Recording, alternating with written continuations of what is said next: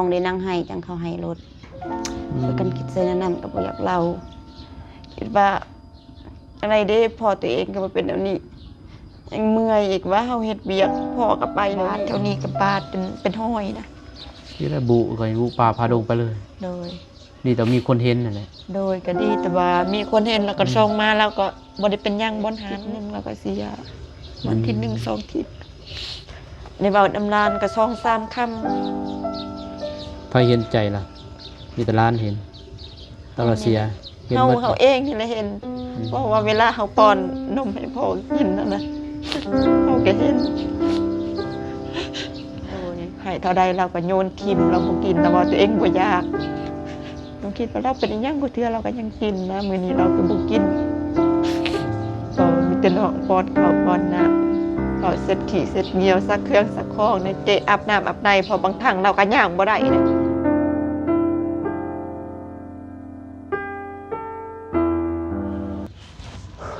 พี่น้องเอ้ยเปิดภาพมาบัดนี้แวะมาหาน้องพินน้องจัตนากรไปเลยเนาะเอาเครื่องเอาของมาให้เครื่องทุงยางสีบพี่น้องเอ้ยเนาะมากับน้องเมฆมื้อนี้ประธานเจ็บเพิ่นบ่ได้มานำมื้อนี้กับบ่าวจันทพรออกสะจะไปทางไหนเอาออกไว้เนี่ยก็เลยออกมาก่อนออกมาก่อนพี่น้องเอ้ยเนาะเพราะว่ามันบ่มีเวียกเลยก็เมื่อพักผ่อนมาถ่ายงานแล้วก็มื้ออื่นจังว่ากันใหม่มื้อละคลิป2คลิปเอาแหละเห็นบ่เฮ็ดจะได้เนาะหมอหนูก็จักสิว่าพี่น้องเอ้ยเนาะสิว่าที่สิเอาอวสานเราไตเมื่อยพี่น้องเอ้ยเนาะมันบ่มีวิวแหละแล้วก็ที่สำคัญก็คือเคสเขื่อนคนทุกคนอยากกะมันมีแต่ผู้เฒ่า FC เพิ่นก็บ่เบิ่งเนาะแล้วซอยได้แต่เทื่อนึงเทื่อเดียวผู้เฒ่าบ่คือเอาซอยเด็กน้อยนะแต่เด็กน้อยถ่ายไลฟ์ก็บ่ได้เพียงบาทนี้ YouTube อันตรายหลายบ่ให้ถ่ายเด็กน้อยแต่เฮาก็หลีกเลี่ยงได้เฮาก็เอาคนนึงคือแต่ว่าไปคนเดียวนี่ยากแน่ถ้าไป2คนยังแค่แน่อยู่คนหนึ่งเข้ากองน้ำนะมันก็แค่นี้ไปคนเดียวนี่มีแต่ตังกองไว้แล้วนั่งได้นั่นเนาะแต่ว่าสินั่นบ่ได้พี่น้องเอ้ยเนาะไปเข้าไปหาเพิ่นถือก่อนน้องพินอยู่บ่เอาไปให้เลยบ่พากไว้เลยเนาะพาไปก็ได้ไปเพราะว่าทุกยังสิเนาะทางแม่อยู่ฝรั่งเศสบ่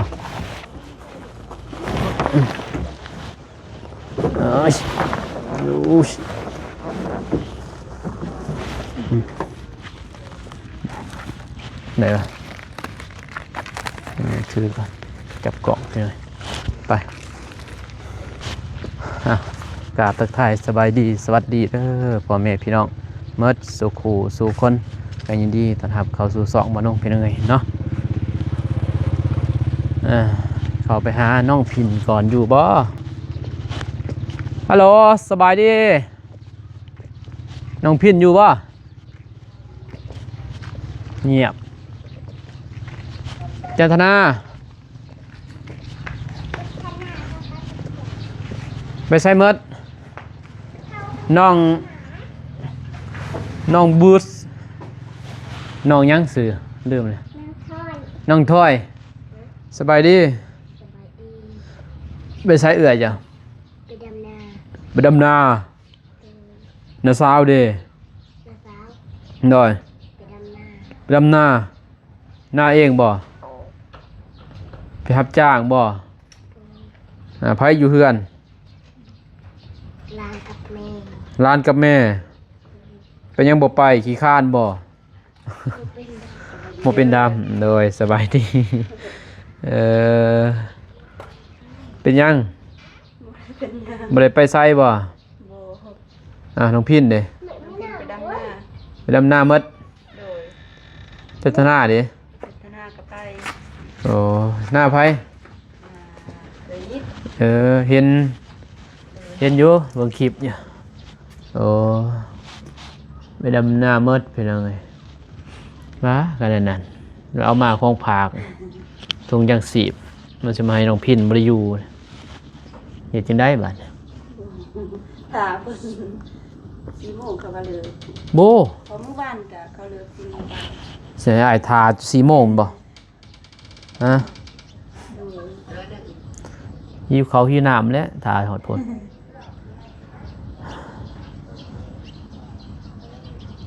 ยังบ่ได้ไปแต่เมื่อวานนี้บ่ได้ไปบ่มีไป วันเท่าไรจ้ะ จางวันแซนซ่า วันแสนเศร้าแถวนี้แสนเศร้าเลยแถวนี้มันบ่คือทางผุนแล้วทางบาดาลแสนหาแถวนี้แสนเศร้าก็ถือว่าสุดแล้วแม่นบ่ แม่น มันเมาเนี่ยบ่ได้ บ่ได้ แม่นบ่ โดย เมาคือน้องพินเว้าได้2 มือ ตอนมื้อได้ไปแซนซ่า ทำมือแสนปลายรูปมัดเพิ่นว่าพี่น้องเอ้ยเนาะมีแต่เอานี่แหละต้องยังสีบมาให้แล้วก็เอาให้นั่นเด้อนี่เอาให้น้องพินนี่เอาไปเก็บไว้เอาไว้ให้น้องพินแน่แล้วก็จะหน่อยนะไปเด้อ โดยอันนี้เจ้านี่น้องพินเพราะว่าไปแจกจ่ายไปเนาะถ้าสิไปใกล้ก็โอ้คือเขาว่าแล้วเนาะน้องเมฆ ไปเด้อ โดยมีปลากระป๋องกระป๋องมีน้ำปูน้ำปลาได้อยู่ดอกเดือนหนึ่งเมื่อนั้นไอ้กินเนียงไปดิหมัดเนี่ยเบาเจ็บหมัดเมื่อนั้นไอ้กินเป็นนัวเจ้าลายเมื่อเลยผู้ใหญ่เพิ่นซื้อให้ใหม่ซะกลุ่มคาอยู่แล้วเมื่อตะวันเป็นนัว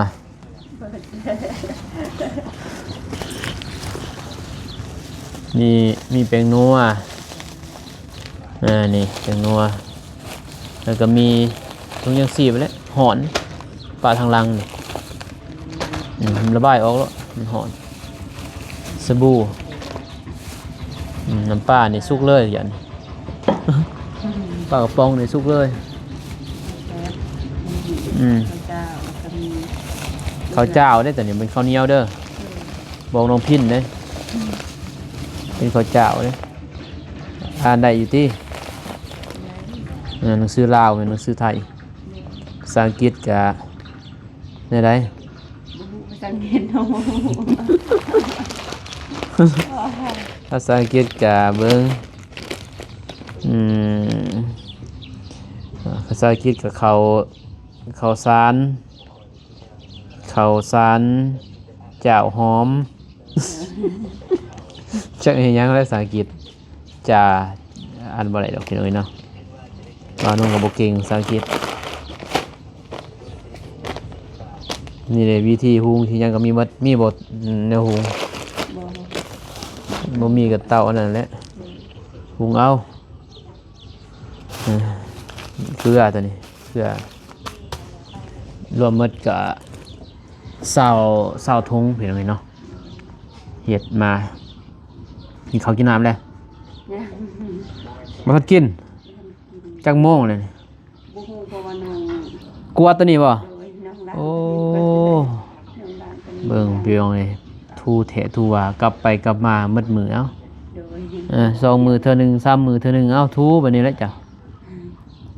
ดีใจนะใหม่ๆนี่ของใหม่นี่ก็มันทูแน่บัดนี้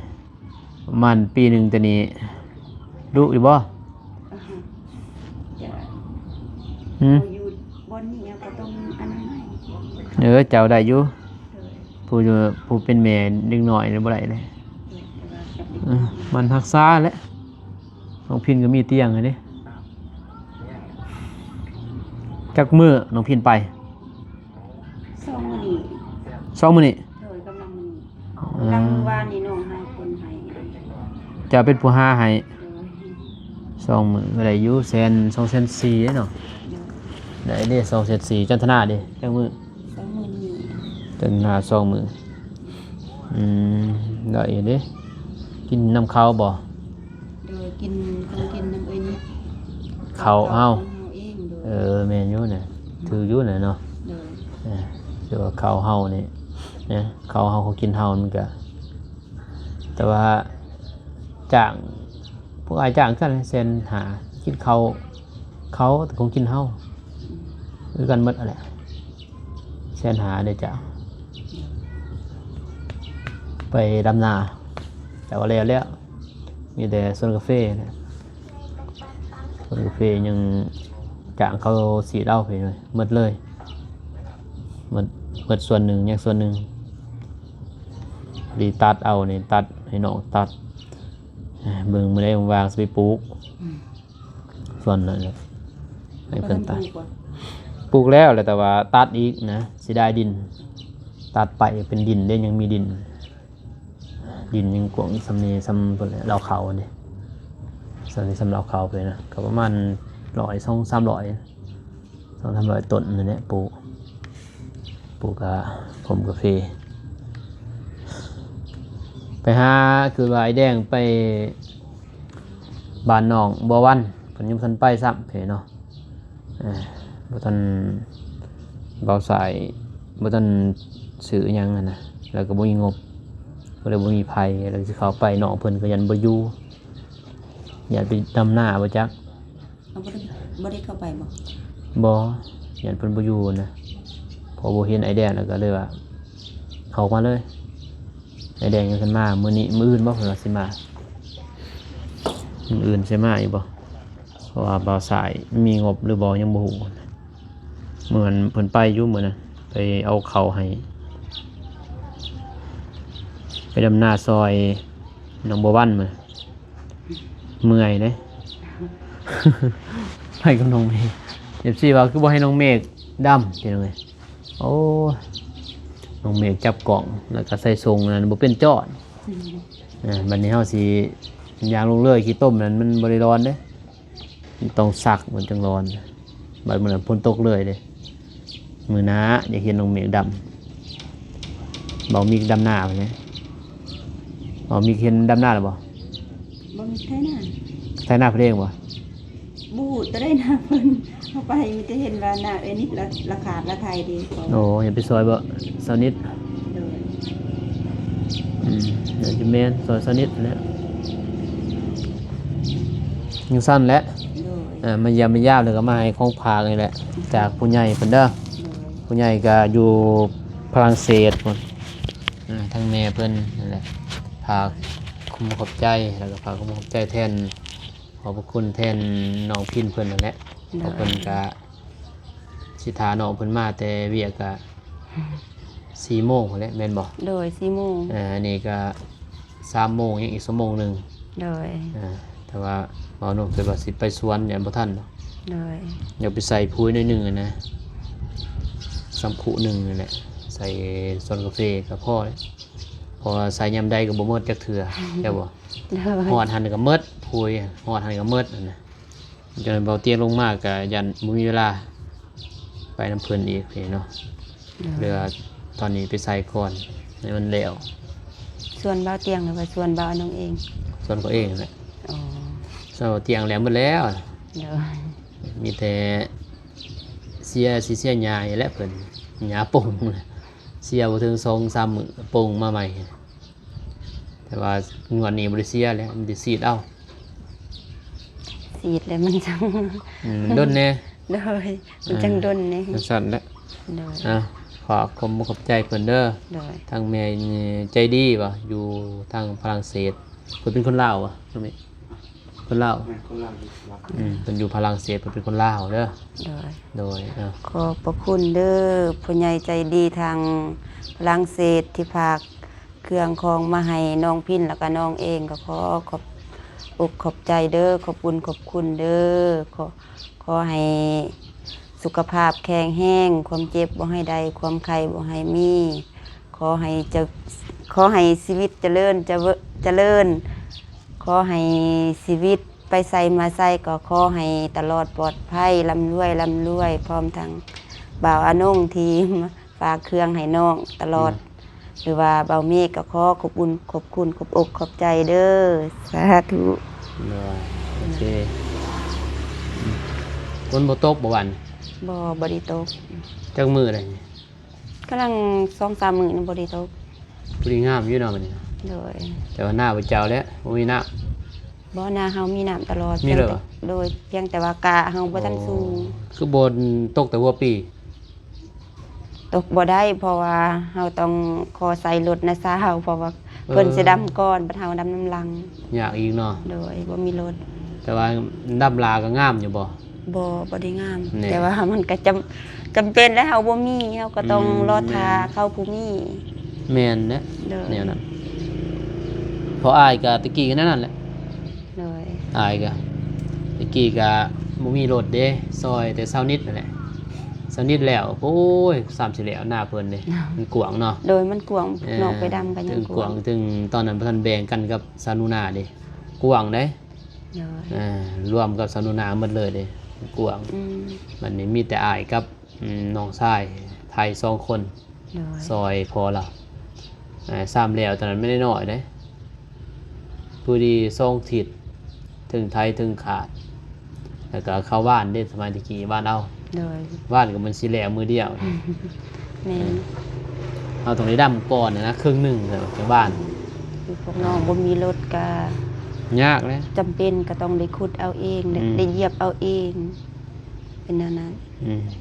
ซอยเข้าหั่นแหละเขาซอยเข้าก่อนจังเขาได้รถเนี่ย โดย ได้ไปซอยเข้าก่อนจะได้รถตั้งเท่ากับมันลาแล้ว8 เดือนเก่า โดย มันก็ เดือนเก่า หลาย ก็เคยดำนะเด้ อืม เพราะว่ามันบ่มีเด้มันจำเป็นแฮง จำเป็นนะจนบางทีก็กะเขาบังเลย โดย เอาอันก่อนหมูเด้อันว่าตกกะก่อนหมู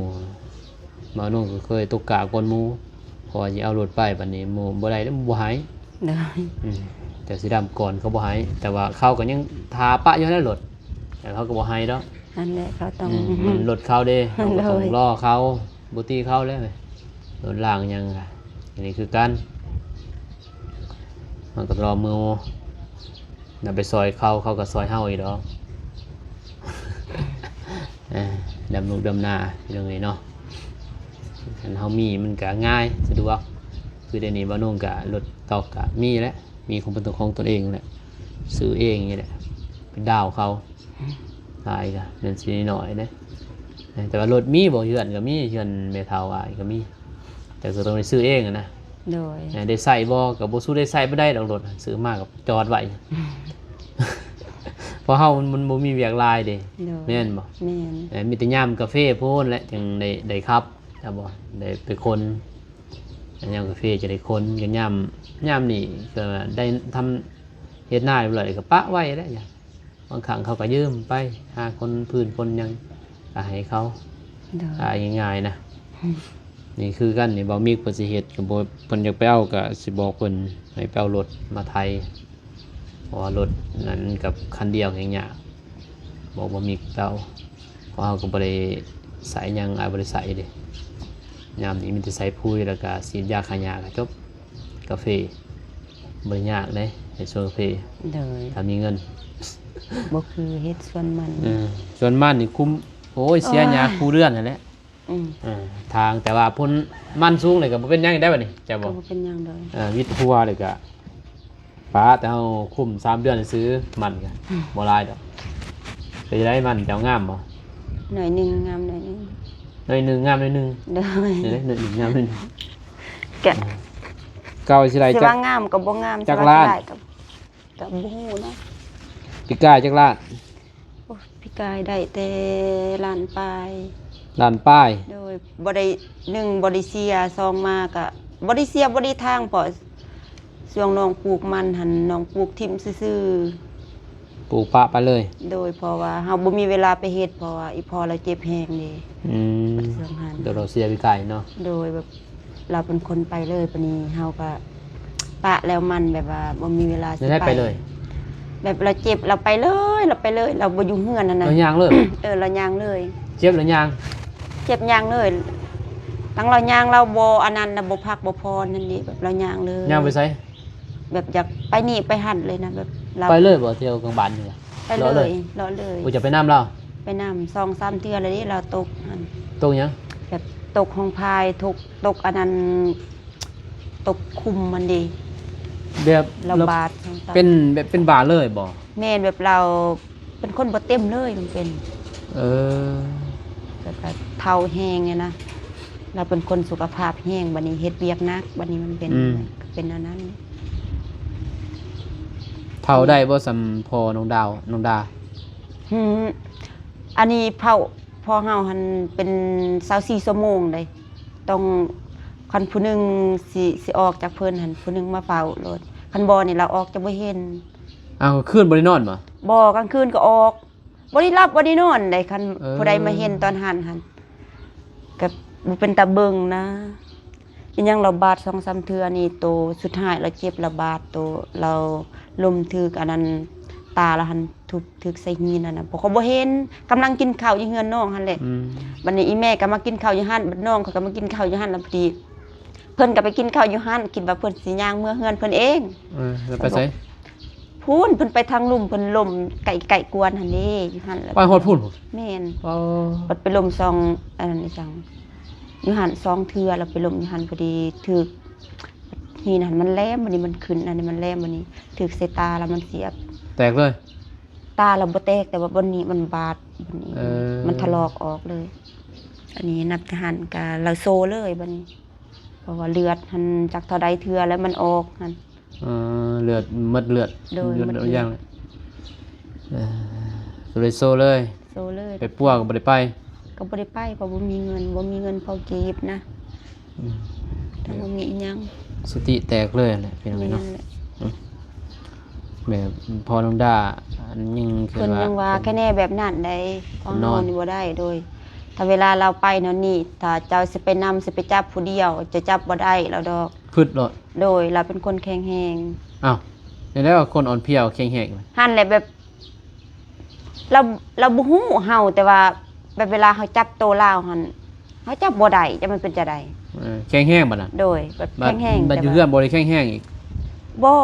เออ บัดเวลาเราอยากไปนี่ไปหั่นหั่นนา อืม จะจับเราบ่ได้บัดเวลาเราอยู่เฮือนก็บ่เป็นหยังอีก อืม ก็ปกติเราเว้าอยู่นำลูก 2-3 คำแล้วเว้าเรายิ้มแล้วก็แล้ว เป็นเราไปแล้วโลด คันเราไปหั่นแล้วเลย บ่ปากอีก บ่ปากอันเด้น้องไปนำมือไปสวนมันหั่นแห่งน้องก็บ่มีอีหยังกำลังอยู่อันนั้นเฮือนเพบัดนั่นเด้พอดีเพิ่นก็ไปน้องก็มาแต่สวนมันพอดีน้าสาวน้าบ่าวหั่นมาว่าจะเห็นบ่พ่อจะไปแนวน้องก็มามืดเด้ เดี๋ยวคืนเลยไป โดยบัดนี้ ไปอยู่ไส เราไปสวนมันน้องบัดนี้น้องก็บ่เห็น ส่วนนั้นพูดได้พูดเลย แม่น บ่ น้องก็บ่เห็นบัดนี้น้องว่าน้องบ่เห็นน่ะเราไปทางใดบัดนี้น้องถามพวกอันนั้นน่ะซาแล้วว่า ตัวเองเห็นอยู่หั่นตัวเองอันนั้นไล่ให้เราเมื่อแต่ว่าเราบ่เมื่อเราว่าจักเป็นหยังเราว่าอยู่นี่มีคนเกลียดคนสั่งตัวเองบ่ให้เข้าน้ำตัวเองอยากไปหานั่นค่อยนี่นะแล้วว่าตัวเองอยากไปหานั่นลูกตัวเองแล้วว่าอยากไปหาทองมีแล้วว่าเพิ่นอยู่สวนมันเพิ่นว่าแต่ว่าบ่ฮู้ว่าเพิ่นเว้าน้ำไผเพิ่นบ่ฮู้แต่ว่าเว้าน้ำพวกน้าสาวแนวนั้นบัดนี้เพิ่นก็ให้แล้วก็ไปบัดนี้บ่ไปพ่อนะแบบว่าบ่ไปพ่อเฮานะเฮากำลังเมื่อเพิ่นกำลังไปฮู้จักว่าเฮา โดยว่าเฮาแยกกันทางใดก็บ่ฮู้จักนะมันเส้นทางหลายเส้นทาง มันลายดิ มาแล้วเพิ่นหันไปทางปลาไหลบัดนี้ เออ สอดไปทางปลาไหลพุ่นบัดน้องหันมาทางนี้ บัดนี้จะเห็น เห็นพุ่นและสิดึกๆพุ่นเขาแจ้งเด้ว่าพอผู้ใดแบบว่า ไปตกคุ้มหั่นน่ะตกห้องหั่นน่ะระบาดโตระบาด ไฟ หมด แจ้ง อันนั้นคนบ้านปลาไหลเขาโทรมาบอกให้ โอ้ ในบ้านแจ้งวันนี้ ไปฮอดปลาไหลพุ่น แม่นปนีน้องหันไปเอาจนมืดมัวแล้วนะไปเอานะแนวน้องบ่ได้กินข้าวกินน้ำนะกำลังมาแล้วก็เขาบอกแล้วก็แล่นสะแล่นทรายไปหารถเขาไปเอาก็ยืมน้ำเขาผู้ว่าสิบ่ให้ก็บ่ให้จนน้องได้นั่งให้จังเขาให้รถช่วยกันคิดใส่นั้นก็บ่อยากเล่าคิดว่าอะไรเด้พอตัวเองก็มาเป็นแบบนี้ยังเมื่อยอีกว่าเฮาเฮ็ดเบียกพ่อก็ไปแนวนี้อะน่ะเมื่อยวันนี้เฮาก็พาลูกเฮาไปหั่นลำธนา2 คนวันนี้ส่วนน้องข่อยเองอีกน้องพินอีกบอกให้ไปหาน่ะแม่เฮาก็ไปรับจ้างนี่วันนี้บ่มีไผเบิ่งหั่นเพิ่น วันนี้แล้วน้องคิดทุกข์ดึงมากก็เข้าสิกินบ่มีซ่องมากก็เฮ็ดเวียกหนักซ้ำมากก็ต้องได้เผาพออันนี้ วันนี้เฮ็ดจังไดก็บ่ได้แล้วพอดีคอนำพวกน้าสาวพวกพี่อายหันว่าขอยืมรถให้เพิ่นจะไปเอาอันนั้นพ่อเจ็บอยู่หั่นก็ว่าคันว่าให้เพิ่นตายอยู่นี่หั่นก็ว่าสิเสียเด้อพวกเพิ่นมีเสียอันหัวควายสิเสียบ่มีเงินบ่เพิ่นว่าให้เอาไปเอาหั่นน่ะ อยู่ปะไรฮะ แม่นวันนี้น้องก็เผาเลยบอกให้พวกน้าสาวหั่นเล่นไปเอาหั่นน่ะน้องก็ไปแล้วไปกับ3 คน4 คนกับพี่อายไปก็ไปเบิ่งเพิ่นก็เจ็บบาดหมดต้นหมดโต บุตี้เลยคนเฒ่าไปกลางคืน มานี่น้องก็เอาแบบน้องบ่ฮู้จักว่าสิเอาอีหยังได้ให้มันเศร้าอันนั้นละเจ็บอันนั้น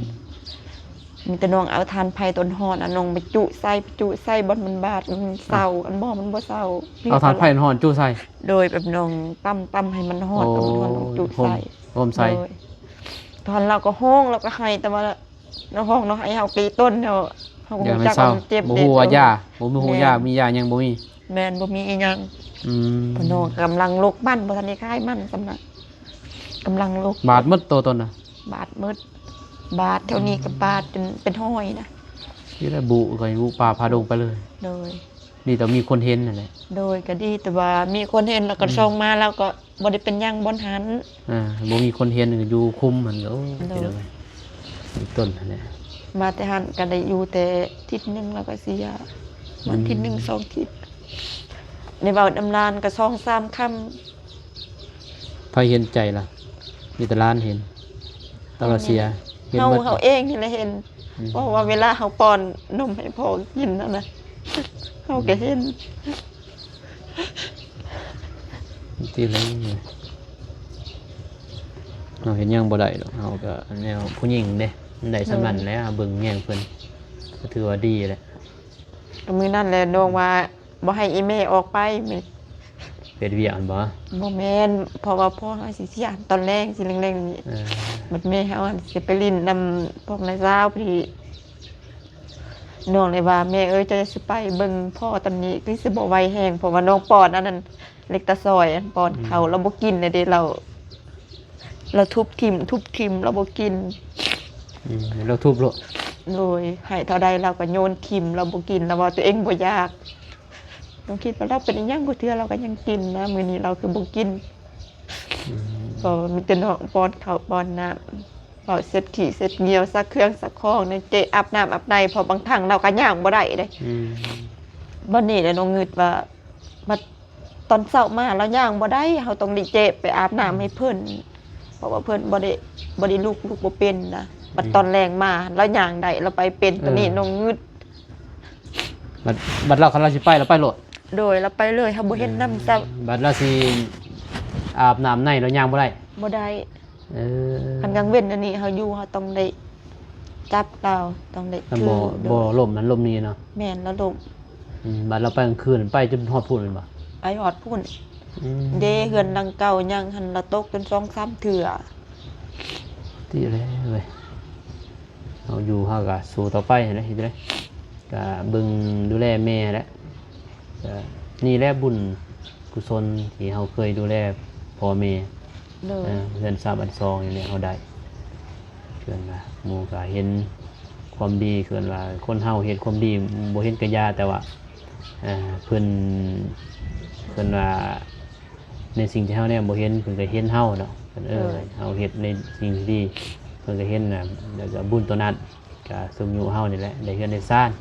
เลย คือนี่แหละเฮายังอยู่นำพ่อแม่นอยู่นำแม่เนาะพ่อเพิ่นก็เสียไปแล้วเพิ่นก็หมดทุกข์หมดโศกเพิ่นแหละมีแต่มือแม่แล้วก็เบิ่งแย่งเพิ่นสุดความสามารถเฮาเพราะเป็นผู้อยู่นำเพิ่นเด้ เลย มีของกินของนอนมีของเงินคำดำแก้วมีสำใดสำหนึงก็ยืนมือให้เพิ่นนั่นแหละเล็กน้อยเฮาก็บ่ว่าดอกว่าสิจนเฮาบ่มีหยัง เลย จะเป็นอุ่นกับเบิ่งเพิ่นสักเครื่องสักครองนี่แหละคือเครื่องเพิ่นนั่นแหละเพิ่นตากไว้อยู่เรือนซ่านคือจะมีตู้สำบายจะบ่ เลย ไปเก็บเอาของเรานั่นแหละให้เฮาเราบอกกันเราบ่บอกดอกพ่อแม่ เราบ่บอก อืม บ่เราก็บ่ได้ไปซักน้ำนอกอาบน้ำอาบในเราก็บ่อาบน้ำนอก ก็บอกเล่าแหละเฮา เรา เว้า เครียดน้องไปจักว่าเราเครียดอย่างนี้ยัง เฮาก็บอกแย่งเราเว้าแล้วเราก็เอามาซักเครื่องซักของเอาไปซักจะบ่ เลย ให้เพิ่นดีละเฮ็ดน้ำพ่อนำแม่มันก็ดีแบบนี้เลยไปซ้ายหาอยู่หากินสำบายเนาะหาเก็บผักซะนี่นิสั้นแล้วเด้อสู้ๆเด้อ เลย คือได้เว้าแหละเฮ็ดความดีอ่ะแหละพ่อแม่เฮาสิเครียดสิแค้นจนได้ก็ยาจะบ่ เลย แต่ว่าเฮาเอาความดีเฮานี่ให้เพิ่นเอาสักเครื่องสักของเพิ่นเดี๋ยวบ่ของกินนี่ไปให้เพิ่นแม่เอ้ยกินเด้อนี่เด้อบ่ถ้าเฮาคนเฒ่ามันก็มีน้อยใจดอก แม่ จะบอก น้อยใจ แต่เฮาก็ต้องไปเว้ามีหยังแม่เขียดหยังแม่หยังเว้านะเฮาเว้านำเพิ่นก็บอกเฮาก็ตัวใดมันผิดเฮาก็ขอโทษขอหยังพ่อแม่ที่สุดเดี๋ยวมันสิซายเกินไปทุกสิ่งทุกอย่างนั่นแหละ เลย คืออ้ายนี่เบิ่งพ่อแม่ซำนี้ยังบ่สมเด้ที่เพิ่นดูแลเฮา แม่ เพราะอ้ายบ่ได้อยู่นำเพิ่นเด้บางครั้งบางคราวอ้ายก็บ่ได้แวะหาเพิ่นแต่ในใจก็ยังคิดฮอดนั่นแหละแต่เฮามีภาระเด้ เลย เฮามีเงินเฮาสิให้เพิ่นหมดก็เป็นไปบ่ได้ เลย แต่เฮาก็ต้องดูแลลูกเต้าเด้ตัวใดมันขาดเคลื่อนแห้งแล้วเฮาจังให้ตัวใดมันซอยได้คือนี่แหละเครื่องของน้องยายเพิ่นนั่นแหละมันเปื้อนมันยังเฮาสิดูแลสุขภาพเพิ่นนั่นน่ะเอามาซักกับตาให้เพิ่นหรือป่วยให้เพิ่นนั่นแหละความดีครับ เลย บ่มีหยังดอกเพิ่นก็ใจอ่อนนี่เนาะเพิ่นก็ฮักลูกหมดนั่นแหละเหมือนเพิ่นบ่ฮักคือเฮาฮักลูกเฮาแหละ เลย เฮาเครียดบ่ลูกก็เครียดเด้เวลาผิดแม่นบ่แต่ว่าเฮาฮักบ่ก็ฮักเฮาเห็นลูกก็คือกันหมดก็แบบนั้นแหละพ่อแม่ก็มีสันเด้อ เลย อ้ายกลับก่อนนั่นแหละหากินข้าวกินน้ำนั่นแหละ ไปดีเด้อ โดยมีแต่มื้อหน้ามื้อในสิแวะมาหาเพิ่นใหม่เด้เนาะ เลย นี่แหละเพิ่นเพื่อนเพิ่นซ่านน้องพินเพราะว่าบ่เตียงก็บางทีมื้อนี้มื้ออื่นนั่นแหละเพิ่นสิลงมาเด้เนาะลงมาบ่ได้ก็สิแจ้งโทรบอกน้องต้องมีแล้วก็เกี่ยมเห็นบ่ เลย ก็เฮ็ดโลดเพราะเพิ่นสิลงมาแหละลงมาก็ขึ้นเลยเด้เนาะมอบเดือน3 บัด2ให้เพิ่นบัดนี้ตอนนี้ยังเพิ่นมอบเด้พอเฮ็ดของเพิ่นก็บ่ฮู้ดอก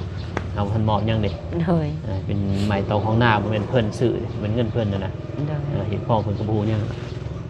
ดิสั่นเด้อ เลย กลับก่อนนะ เลย สบายดี ไปดีเด้อ เด้อโอเคเดี๋ยวนี้เนาะออกเดินทางก่อนน้องต้องมีเพิ่นก็โอ้จักสิว่าเราความหลังก็ให้อีกแหละเรามากก็ให้เหมือนบ่ได้เว้าเรื่องนั้นเด้พี่น้องเราซื้อก็ให้เพิ่นโอเคพี่น้องว่าน้องกาสิเดินทางก่อนเพอน้องพินเพิ่นก็ไปดำหน้าเนาะกับแม่เพิ่นแล้วก็ถ้าว่าเที่ยงลงมาบ่ได้ก็สิแจ้งพ่อแม่พี่น้องเนาะเมื่อสู่ผู้ทุกคนนั่นแหละสิว่าขึ้นบ้านใหม่เนาะน้องพินมื้อใดก็จังสิแจ้งตำลังเพียงเด้อเนาะเอาท้ายสุดนี้ก็อยู่ดีมีแห้งเมื่อสู่ผู้ทุกคนเพียงเด้อเนาะพบกันใหม่คลิปหน้าคลิปนี้ขอกล่าวคำว่าสบายดีไปเลยไปบ๊ายบาย